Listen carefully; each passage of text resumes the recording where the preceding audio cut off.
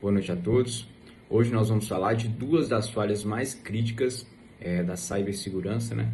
Da segurança da informação, mapeadas pelo OWASP, o top 10, e vamos falar da falha 7 da 9, 7 que é as falhas de autenticação e 9 que é as falhas de log e alertas. O A07, falha de autenticação, ele mantém essa sétima posição já há algum bom tempo, né? Mas ele houve uma pequena mudança do nome. O que antes era quebra de autenticação foi substituído e passado a ser chamado de falha de autenticação. Por quê? Porque esse estilo de invasão, ele muda um pouco aquilo que a gente aprende, que a gente vê nos filmes, que é um hacker tentando fazer de tudo para quebrar alguma proteção. Não. Ele é basicamente uma falha do sistema em si. Ele começa de dentro da própria empresa. Basicamente você construir o sistema de segurança perfeito, mas deixar a chave embaixo da porta. Então, o A07 ele é isso, ele é uma falha realmente da pessoa. Ele não é um invasor, um hacker que fez de tudo, que atacou totalmente, não. Ele começa principalmente dentro da própria empresa. O impacto central é que o invasor ele basicamente consegue enganar o sistema, ele consegue se passar como um usuário autêntico, como um usuário válido, só que na realidade ele é um usuário inválido que ele consegue disfarçar esse bloqueio que ele teria normalmente. E para falar das falhas de autenticação, a gente precisa citar o CWS. O que seria isso? Eles são basicamente, para deixar mais fácil de entender, quando a gente, por exemplo, precisa de um atestado, é exigido que tenha a CID, né? Que é basicamente algo que mostra como foi o motivo daquele atestado, o que você estava sentindo, isso. Essas CWS são nada mais nada menos do que isso mesmo. Eles são códigos que eles significam um certo tipo de invasão. Aí, citando a CWE 259 e ao mesmo tempo a de 798 também, a gente pode citar que muitas vezes a pessoa, para fazer um código rápido ali, um hardcode, ela acaba colocando a senha, por exemplo, do banco de dados dentro do próprio código. Então, se alguém tem acesso àquele código, ele vai ter total facilidade para fazer o que quiser com o banco de dados. Dentre outras CWS que era interessante citar, como por exemplo a 287, que é a autenticação inadequada, a 297, que é a validação incorreta de certificados, e a 384, que é a fixação de sessão. Então, são todas essas uma CWS que são mais importantes citar, pois são mais comuns de acontecer. Na prática, essas falhas elas ocorrem por práticas inseguras na camada de aplicação e se dividem em duas frentes principais, a identidade e a sessão, que a gente vai falar um pouco para vocês. Ataques automatizados, a gente pode ver ali a password spray. Quando por exemplo, eu estou jogando, que você está jogando algum jogo de FPS, que é um jogo de tiro, geralmente a gente dá spray, né? Esse spray, dependendo da forma que você der as balas, elas vão espalhar totalmente para todos os lados. E é basicamente isso. Eles pegam senhas genéricas, 1, 2, 3, 4, 5, 6, 7, 8,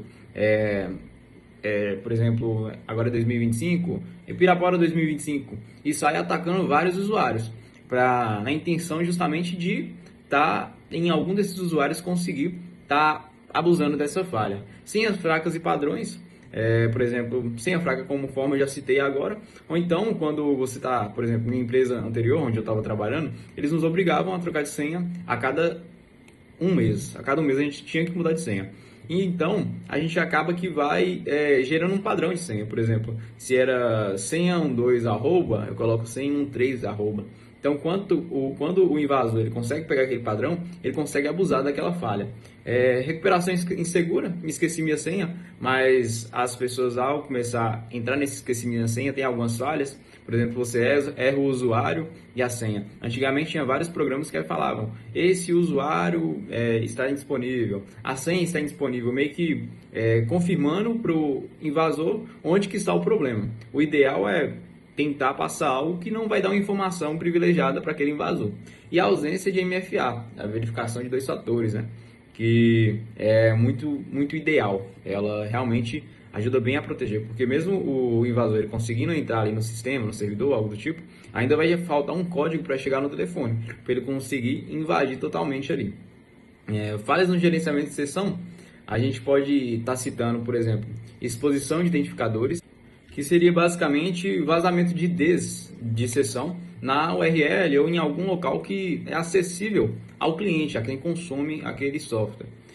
Também a reutilização de ID do mesmo identificador de sessão após um login bem sucedido, por exemplo, e falha na inspiração, que é basicamente você ficar muito tempo ali no sistema e ele não tirar. O ideal é colocar, por exemplo, após 30 minutos de inatividade, o sistema ele sair automaticamente.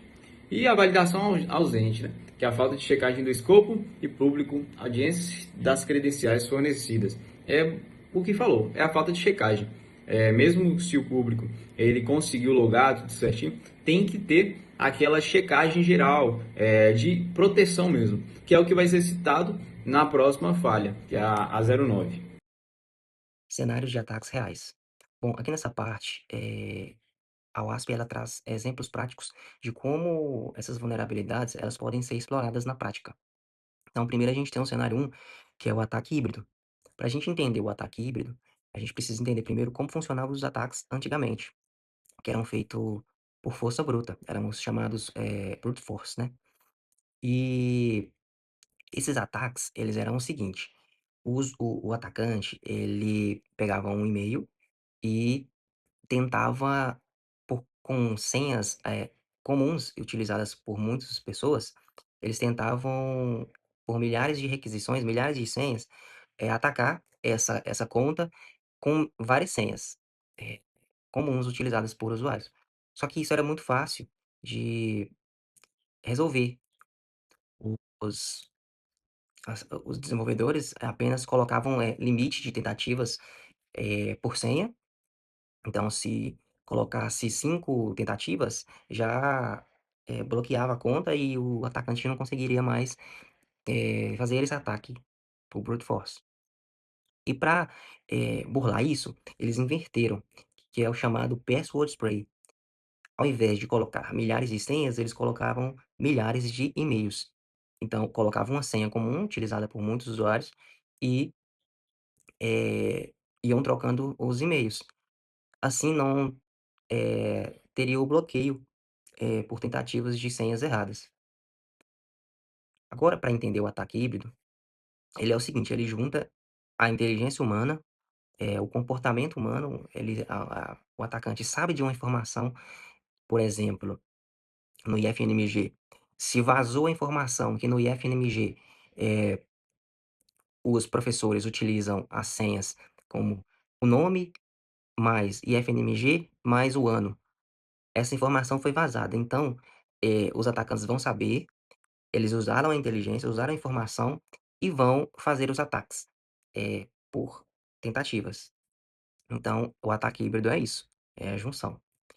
E sem bloqueios contra a automação, a aplicação vira um oráculo de senhas permitindo validação contínua, que é o chamado rate limit, né? Se não houver uma limitação de autenticação, o atacante ele nunca vai ser bloqueado, ele vai ser contínuo.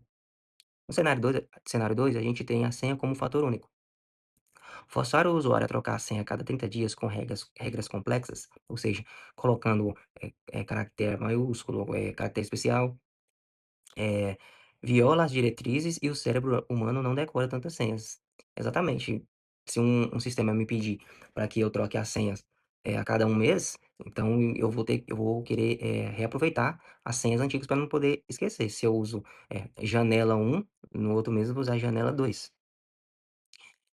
Isso força o usuário a reciclar senhas fracas e antigas, exatamente. E quando a senha é a única barreira, o atacante sempre vai vencer. Então, ter a senha como um fator único, não é interessante. E no cenário 3 a gente tem timeouts incorretos, o risco do SSO. O usuário fecha a aba do navegador em um PC público em vez de clicar em sair. Eh, Se o SSO, que é o, Sync Sign-On, né, que é aquilo que possui no Google, por exemplo. Você loga no Google e automaticamente você consegue logar no Google, Fotos, Google Drive, o Gmail. Então, ao invés de você logar 3 vezes, você loga uma vez. Se o SSO não suportar o Single Logout, SLO, a sessão segue ativa nos bastidores. O próximo usuário no mesmo navegador ganha acesso total. Então, aí fala que não é interessante, eh, o uso, fala que é o risco do SSO mesmo, né. e como podemos prevenir ou mitigar essas possíveis falhas que acontecem no Authentic Failures. Isso exige uma abordagem de confiança zero, onde podemos implementar a autenticação de multifatores, onde não somente um dispositivo pode fazer aquela autenticação, sendo necessário 2 ou 3, dependendo. Podemos também implementar uma validação constante, onde poderemos integrar o sistema a um cadastro de APIs, onde vai verificar se aquelas senhas já foram utilizadas ou então já estão num tipo de vulnerabilidade na rede. Podemos também adotar o padrão NIST, que é baseado na política de evidências, onde só fazemos uma verificação se caso houver uma suspeita real de que aquele sistema pode estar comprometido. Podemos também fazer uma padronização de respostas de erro, onde você não vai falar, né, o que o usuário errou, se foi a senha, se foi um e-mail.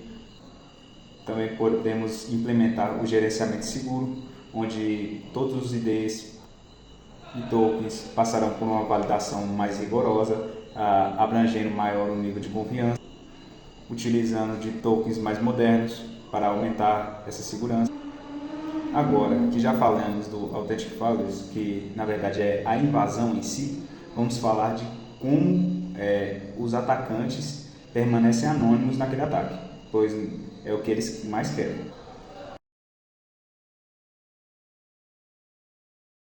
E nisso eles exploram o Security Log e o Alert Files, que são falhas de log e falhas de alerta.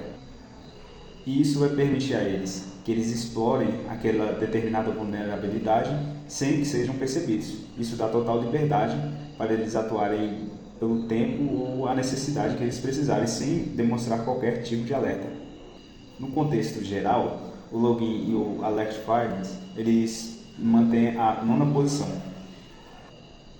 E uma curiosidade é que essa categoria sofreu uma pequena mudança para enfatizar a função de alerta.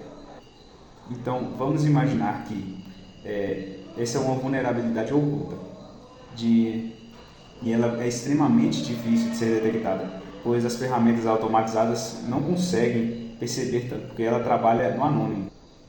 Mas mesmo assim ela pode trazer danos massivos. E as CWEs associadas incluem a CWE 17, que é a codificação inadequada na saída de logs, permitindo injeções maliciosas. Também temos a CWE 532, onde inserções de dados sensíveis diretamente no arquivo de texto do log. Também temos a CWE 778, que é a omissão no registro dos eventos relatados na segurança.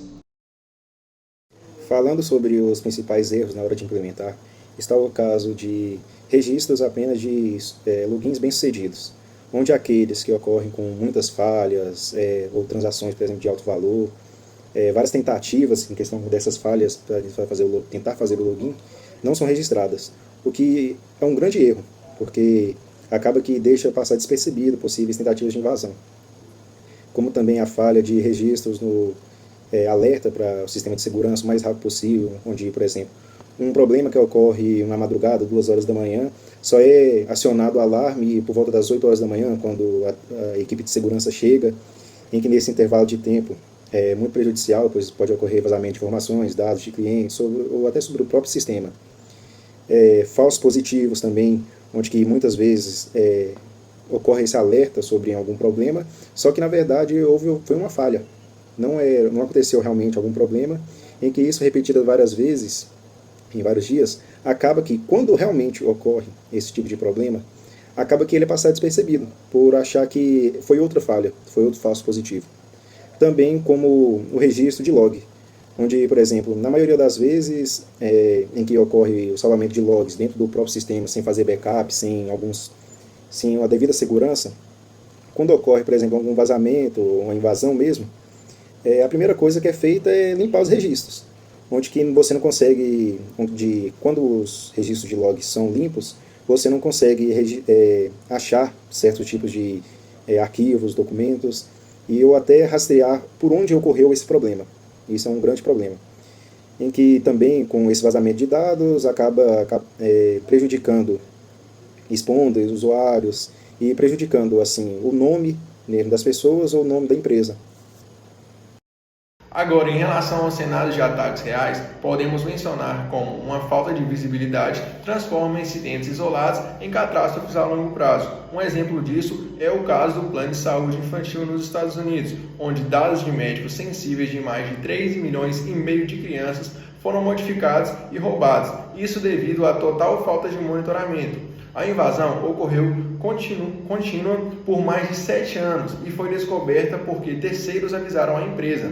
Outro caso interessante de se mencionar é o da companhia aérea indiana, onde houve um vazamento envolvendo mais de 10 anos de passaporte e dados de cartões de créditos. A falha ocorreu em um provedor terceirizado de nuvem, que, por deficiência nos alertas, atrasou criticamente o escalonamento e a notificação do incidente. Já em uma companhia aérea europeia, uma vulnerabilidade no sistema de pagamentos colheu 400 mil registros. A cegueira do sistema atrasou as respostas, resultando uma multa preventiva de 20 milhões de euros, aplicada por órgãos reguladores de privacidade.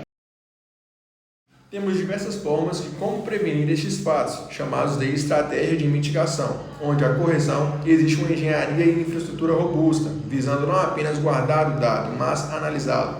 Podemos começar com um log completo em integridade resiliente, onde deve-se registrar todo o contexto das requisições, quem, quando e qual IP, utilizando os formatos padronizados, como JSON estruturado. Os bancos de dados de auditoria devem ser append-only, configurados de modo que informações só possam ser adicionadas, sendo fisicamente impossível para um invasor apagar ou editar os rastros forenses. Outro recurso seria utilizar táticas avançadas, como a armadilha de Rony-Togo, que seria inserir iscas no sistema, com um usuário fictício de administrador cadastrado no banco de dados.